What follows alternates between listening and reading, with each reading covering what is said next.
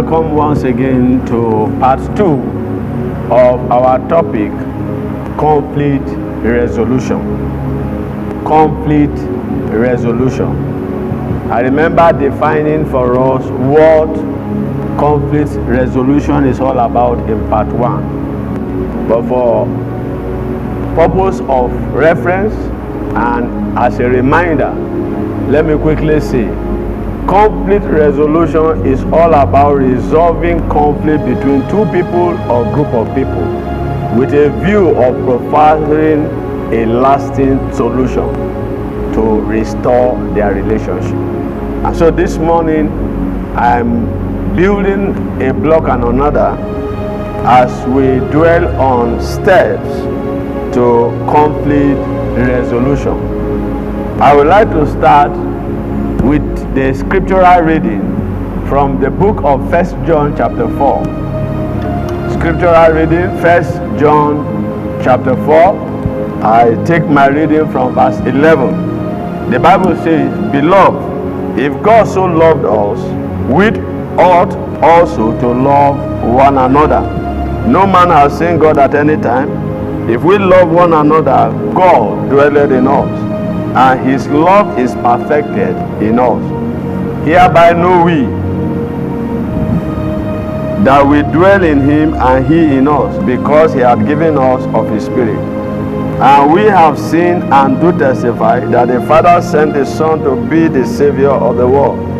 Whosoever shall confess that Jesus is the Son of God, God dwelleth in him, and he in God. And we have known and believed the love that God hath to us. God is love, and he that dwelleth in love dwelleth in God, and God in him. Herein is our love made perfect, that we may have boldness in the day of judgment, because as he is, so are we in this world." May the Lord bless the reading of his word into our heart.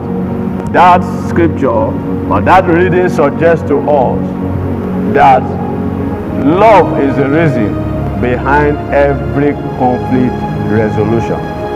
God does not want us, to live in bitterness, to live in separation, to live, in hatred, to live in warfare, or to live in fighting. God prefers us to love ourselves, to dwell in love, to live in love, to share love. And so once again, in conflict resolution, I want to quickly say, it is our goal that the two people we are resolving conflict for, the two groups we are bringing together, it is with a view that at the end of the day, their relationship will continue stronger and closer. And this is my prayer as you will take up on this second part of conflict resolution. What are the steps? I will quickly go through them. There are 5 of them here.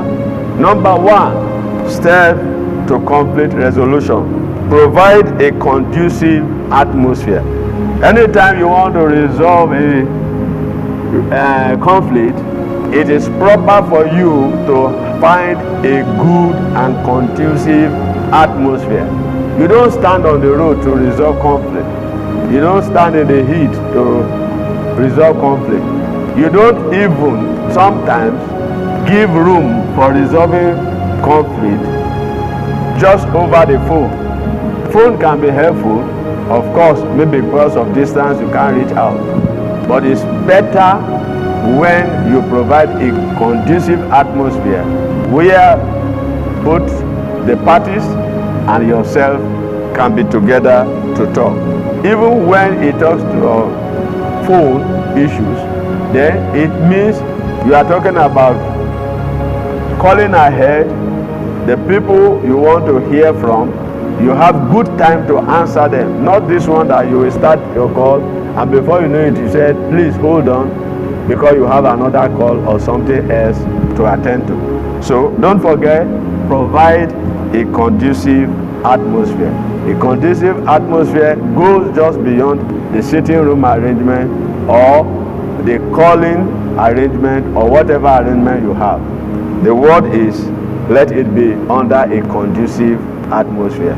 No heat, nobody is complaining, nobody is being disturbed, no side attraction and all of that. Number 2, in conflict resolution, step number 2, allow both parties to hear their grievances and listen carefully. Most times, conflicts are not resolved because we are not good listeners. We are not good listeners. So number 2 say, allow both parties to hear their grievances and listen carefully.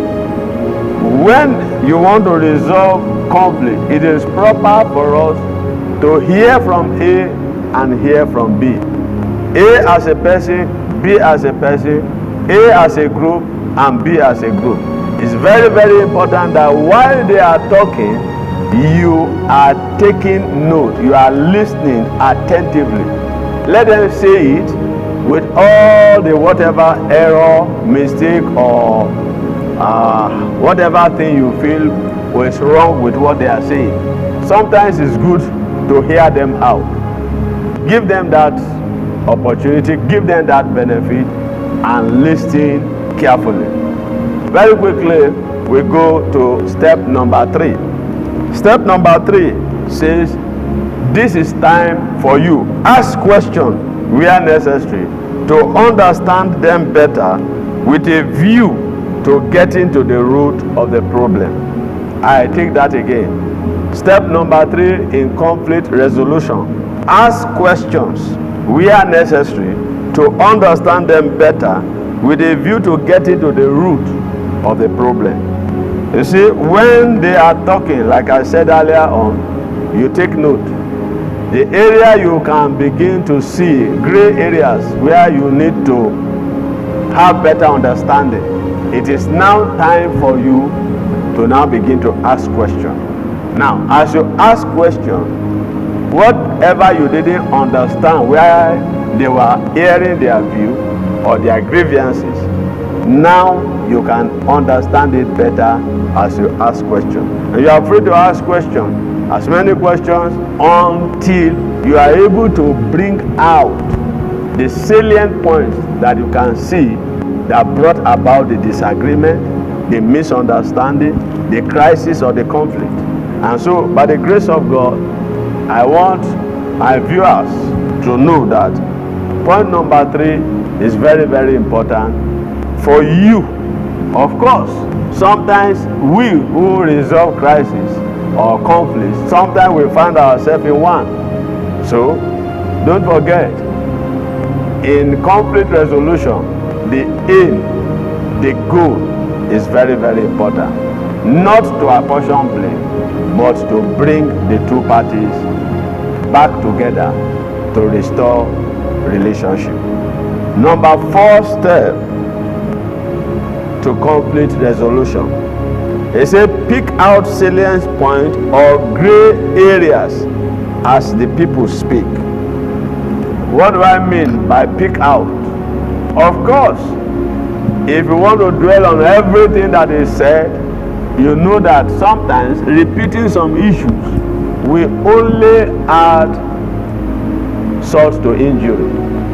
We only aggravate anger.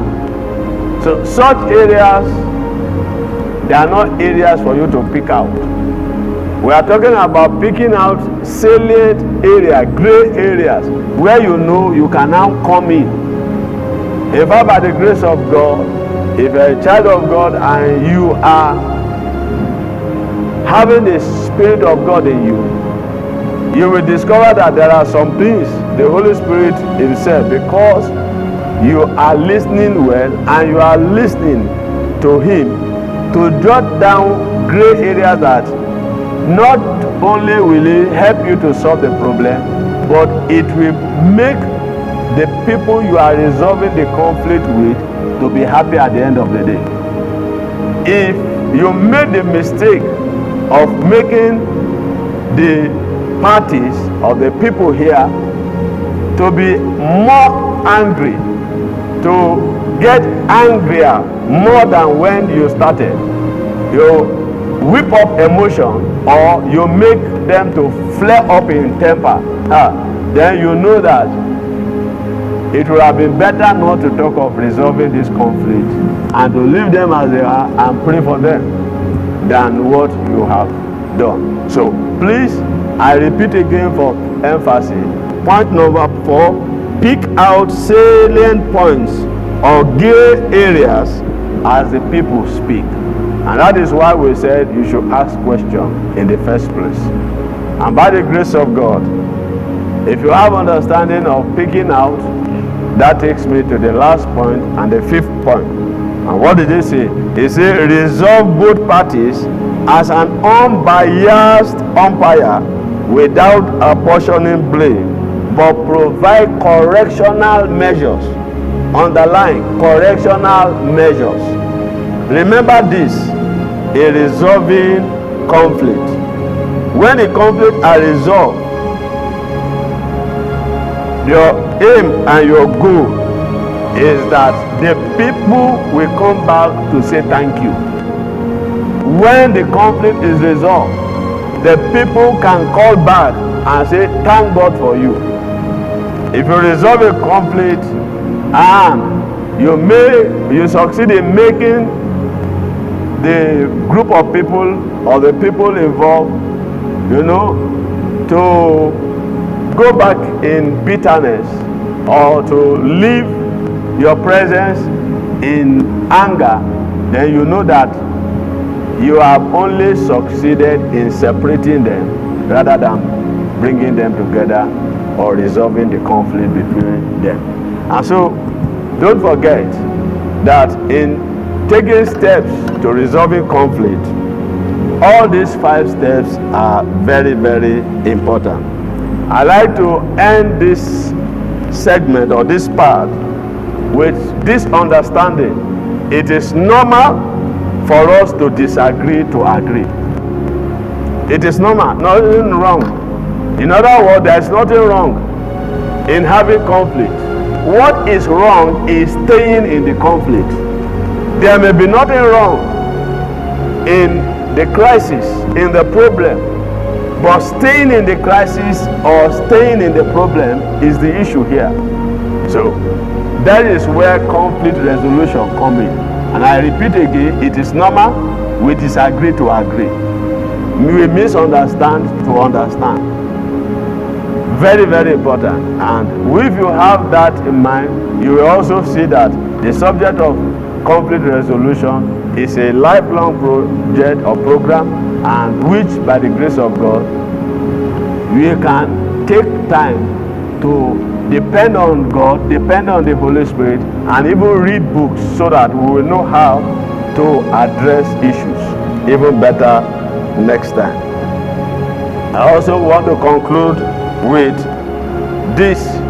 Conflicts occur in all relationships because it is virtually impossible for 2 people to view all things in the same way or in the same perspective. While A is seeing it this way, B is seeing it that way. In fact, somebody once raised, an object like this. This object, I don't know how many of you are seeing it now. It looks rectangle, to somebody it looks like a square. And so, when you say, what is the shape of the object I'm holding? You hear somebody say square, another say rectangle, another say something else. So, it is with all issues. The perspective, the angle, the way, or the manner we see every subject as the reason, or they are the reason why usually we have conflict.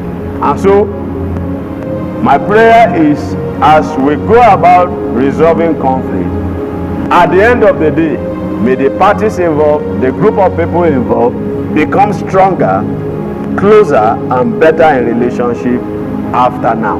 The Lord bless you for listening. I pray once again that in the name that is above every name, as we seek out to resolve conflict.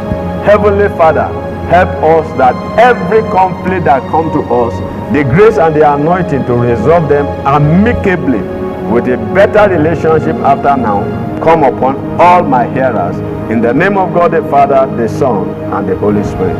God bless you. Thank you for listening.